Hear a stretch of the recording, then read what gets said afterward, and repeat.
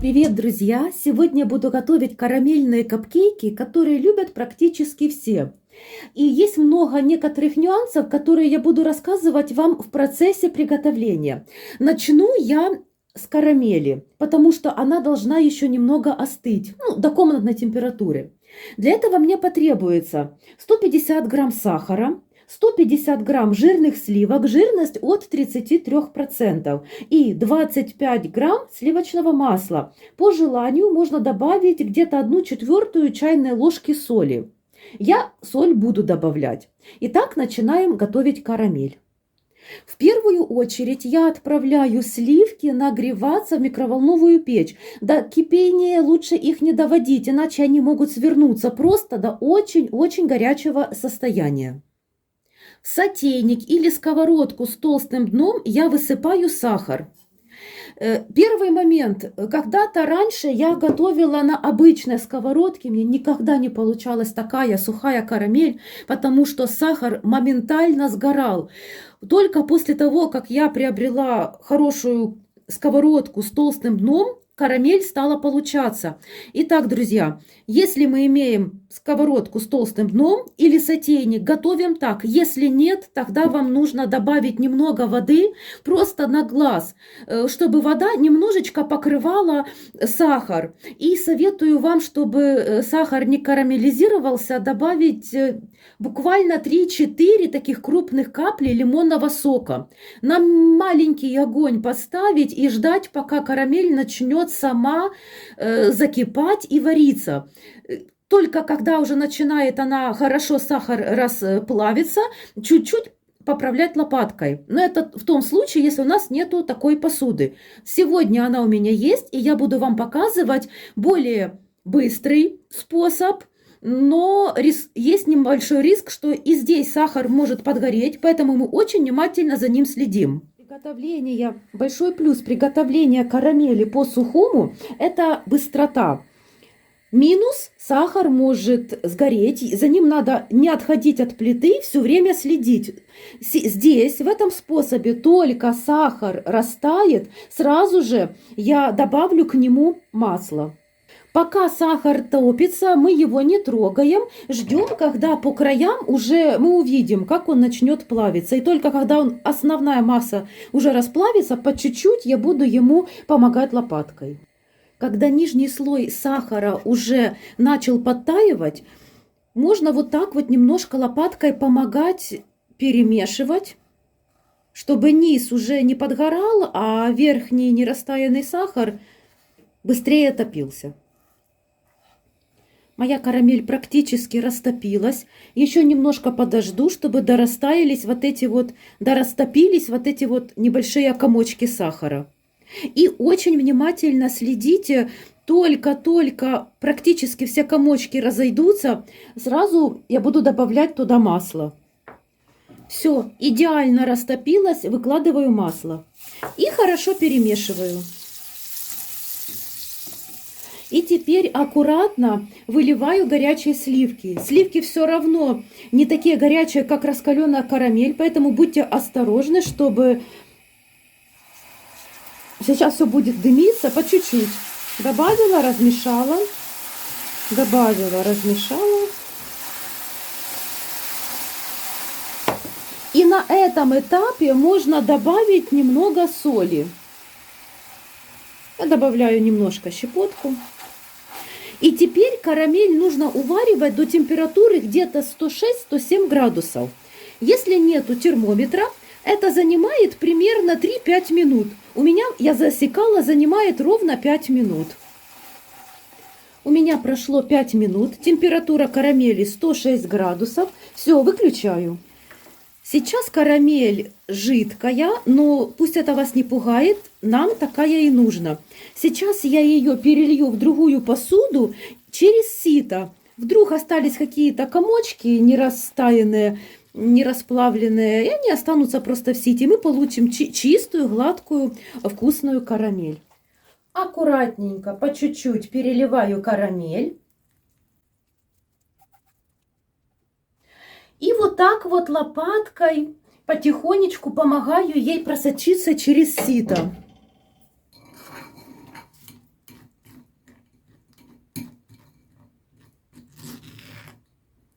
И вы сейчас увидите, остались некоторые кристаллы сахара. Они все останутся на этом сите. Вот такая она у нас пока в таком состоянии. В холодильник я ее не ставлю, оставляю при комнатной температуре. Если поставим в холодильник, она больше застынет, а это нам не нужно. И займемся тестом.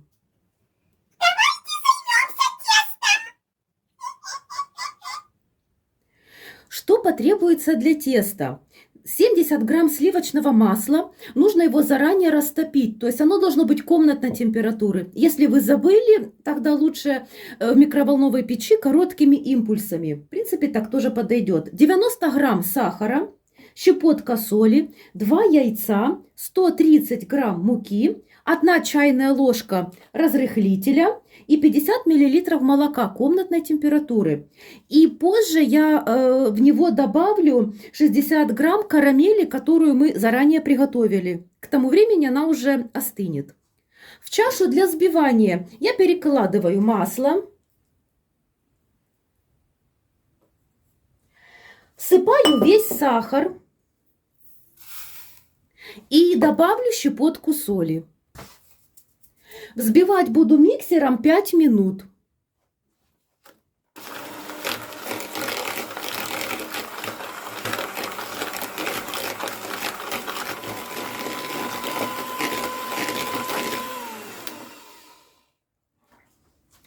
В процессе взбивания не забывайте несколько раз вот так вот лопаткой проходиться по стенам чаши, потому что масло по бокам разбрызгивается, и то, что остается на стенке, оно просто не вымешивается хорошо.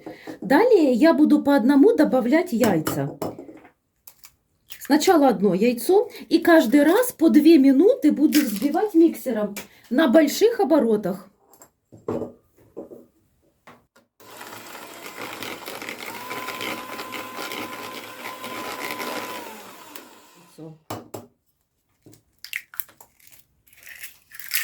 Я засекаю 2 минуты и взбиваю.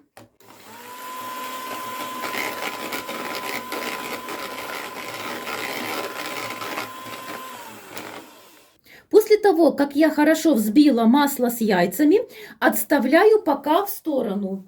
К муке добавляю 1 чайную ложку разрыхлителя, это примерно 8 грамм, и перемешиваю. И сейчас половину муки с разрыхлителем я через сито добавлю в наше тесто.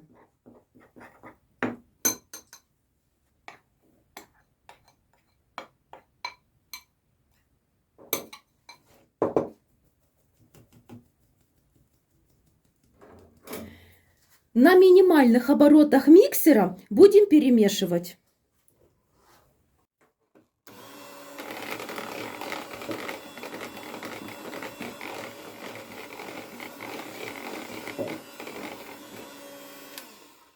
Так, перемешали. Дальше вливаем молоко. Все. Очень важно, чтобы молоко тоже было комнатной температуры. Также на минимальных оборотах миксера перемешиваем.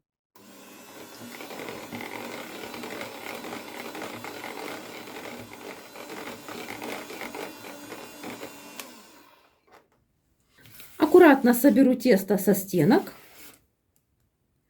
и всыплю вторую половину муки с разрыхлителем. Карамель уже ждет. Такие же минимальные обороты миксера, перемешиваем тесто.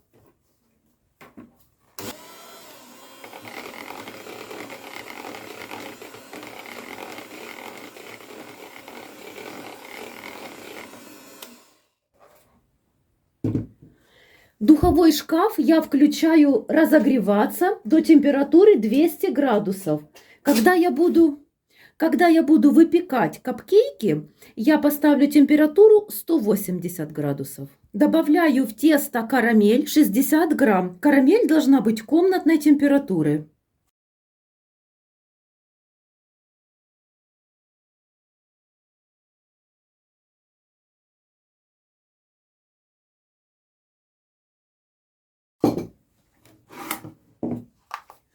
И также вымешиваю ее миксером, обороты минимальные.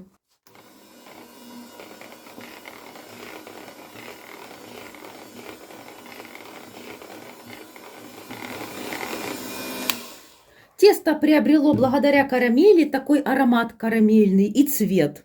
Для удобства я переложу тесто в кондитерский мешок.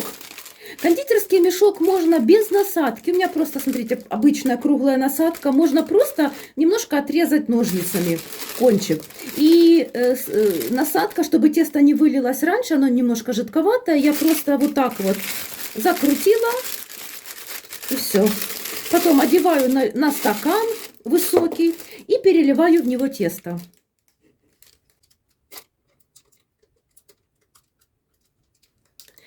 Данного количества теста хватает примерно на 10 капкейков. Друзья, смотрите, чтобы сделать капкейки, чтобы их выпечь, для этого можно сделать несколькими способами. Во-первых, можно купить вот такую металлическую форму и использовать несколько вариантов бумажных стаканчиков. Сегодня я буду использовать вот такие. Я готовлю капкейки на день рождения, поэтому я специально такие как бы заказала тематические, то есть их множество вариантов. Есть еще один момент. Если вы готовите, допустим, не сильно часто или боитесь не рассчитать количество теста, то есть тесто надо заполнять немного меньше половины. Когда-то я боялась, что их будет маленькие, не получатся, и добавила больше. Они испортились, они все начали выходить, вылазить. В итоге получилось очень некрасиво, пришлось все переделывать. Есть, кроме таких форм, вот такие вот формы. Они бывают разного цвета, называется форма тюльпан. Беспроигрышный вариант. Почему? Потому что если вы даже немножко переборщите с тестом и положите форму больше, просто эта форма будет, она будет подходить вверх, и все будет красиво и хорошо. Дальше, если вы печете, допустим, редко капкейки но хотите, допустим, один раз за большое количество времени, то в принципе смысла покупать такую форму и лишние затраты для вас как бы не очень нужно. Но если без нее, если без этой формы, в эту бумажную форму и в такую вы нальете, она просто вот так вот разлезется, тесто расплывется. То есть вот эта железная форма, она держит, получается очень красивый кекс. Что делать? Я, к сожалению, физически не успела купить и показать вам форму, но я вам покажу со своего телефона, думаю, вам будет видно. Существуют вот такие формы для капкейков, то есть они более плотные. Видите вот этот ободочек? То есть они, получается, держат форму этого капкейка без вот этой железной формы. То есть вы спокойно можете купить такие в любом интернет-магазине, если у вас рядом есть кондитерский магазин. Вот такие вот формочки более плотные. Вот, пожалуйста, смотрите. И преспокойно их поставить на противень и также выпекать. Поскольку у меня их нету, я буду делать, у меня есть вот эта железная форма для капкейков, поэтому я буду выпекать таким способом. Тесто жидковатое, надо очень аккуратно. И смотрите, чтобы меньше половины, я потом немножко их подобавляю. Один раз у меня уже получилось, беда с ними, поэтому теперь я очень осторожничаю.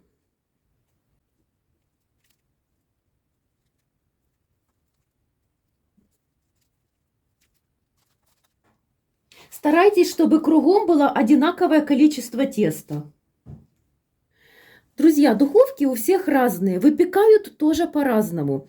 Выпекать я буду при температуре 180 градусов. У меня примерно 25-30 минут выпекает, но тоже смотрите, чтобы их не пересушивать. Только зубочистка или шпажка будет сухая, когда вы так вот поткнете, все, их достаем. Примерно после 15 минут выпечки я буду проверять на готовность. За 20 минут у меня испеклись мои кексики. Вот такие они получились. И что я делаю дальше? Я специально купила вот такое приспособление для того, чтобы делать отверстие в капкейках. Это можно сделать и ножом, но я все-таки решила не заморачиваться с ножом. Вот этой вот, я даже не знаю, как она правильно называется, вот этой штукой очень хорошо делать отверстия. Смотрите, как я делаю.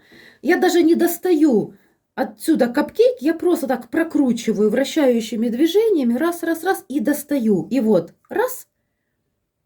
То есть, если вы хотите начинять серединку капкейка, можно делать вот такие отверстия. Посмотрите. Карамель, которая у меня осталась, я переложила в кондитерский мешок. Сейчас я отрежу вот этот кончик и буду наполнять серединки внутренности капкейка. Когда карамель хорошо застынет, она будет более плотная и очень удобно с ней будет, ее будет кушать. Вот так аккуратненько. Надо чуть-чуть больше отрезать. И вот так вот смотрите, как красиво наполняются серединки наших капкейков.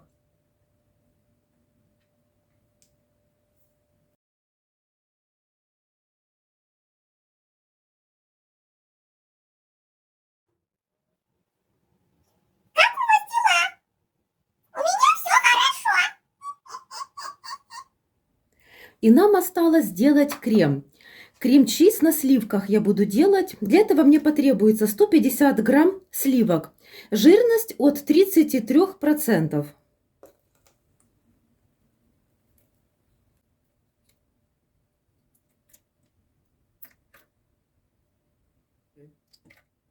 Сейчас я буду взбивать сливки до мягких пиков. Поскольку я буду готовить шапочки для капкейков, они должны быть устойчивые, плотные, поэтому очень внимательно следим, чтобы не перевзбить крем.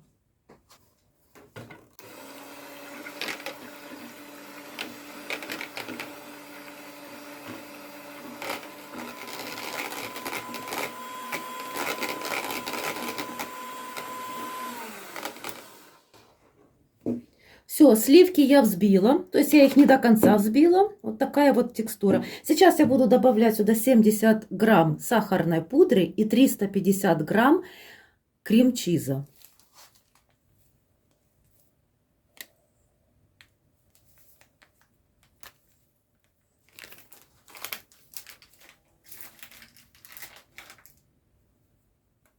Вот такой крем-чиз я буду использовать сегодня в креме.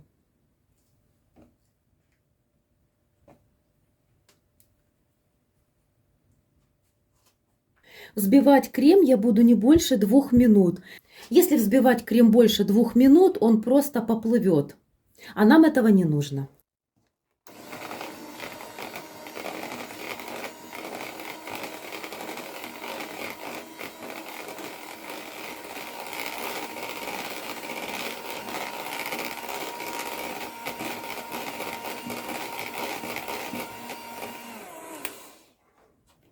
Все, крем хорошо взбился. Сейчас я его аккуратненько перемешаю лопаткой. И еще раз, буквально секунд 10, пройдусь миксером. Так сказать, в тех местах, где он еще не очень хорошо недовзбился, так сказать. Буквально 5-10 секунд. Все, крем готов, но это еще не все. Я хочу, чтобы шапочки для моих капкейков были двух цветов, белый и нежно-голубой. Значит, я взяла отдельно кондитерский мешок, одела его на высокий стакан и половину, даже может быть чуточку больше половины крема перекладываю уже в этот мешок. А в остальной крем капаю буквально одну каплю водорастворимого голубого красителя. Водорастворимого, не жирорастворимого, иначе краска не разойдется. То есть жирорастворимые красители подходят для шоколада, масла. Здесь у нас сливки и крем-чиз, поэтому любой гелевый можете использовать или сухой, неважно. Главное, чтобы он был водорастворимый. И миксером немножечко смешиваю.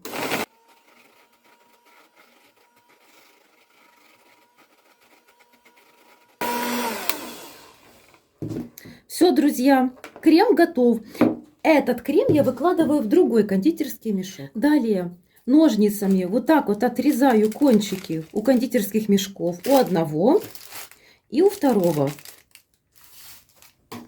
После этого с насадкой 1М, уже кондитерский мешок, это будет общий. Я вот этих своих два мешочка соединяю, так сказать, в один. И буду отсаживать шапочки для капкейков.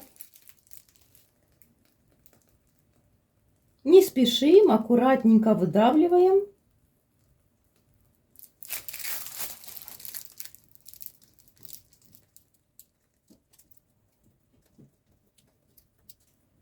Посмотрите, какие они красивые получаются, двух цветов.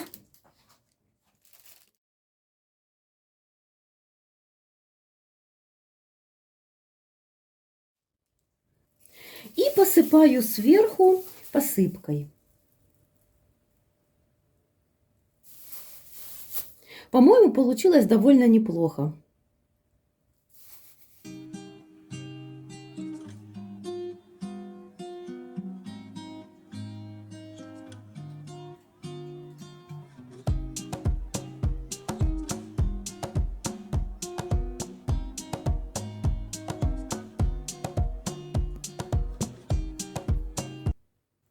Ну что, друзья, наши капкейки готовы. По-моему, они выглядят просто прекрасно. Давайте сейчас один разрежем и посмотрим, какие они внутри.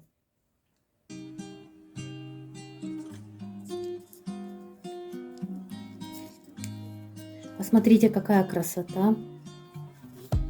Сама нежность. Поверьте, они очень вкусные.